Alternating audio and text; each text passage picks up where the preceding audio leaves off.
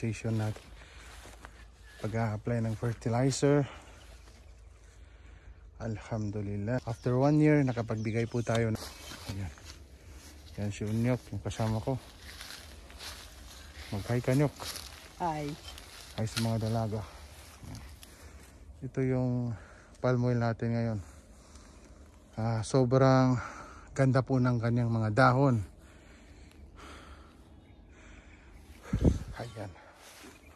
Lalo na po yung dito sa dulo kasi medyo mataba po yung lupa dito. Ayan po. Ito po yung mga kinakailangan nating tanggalin. Flowers na puro nasa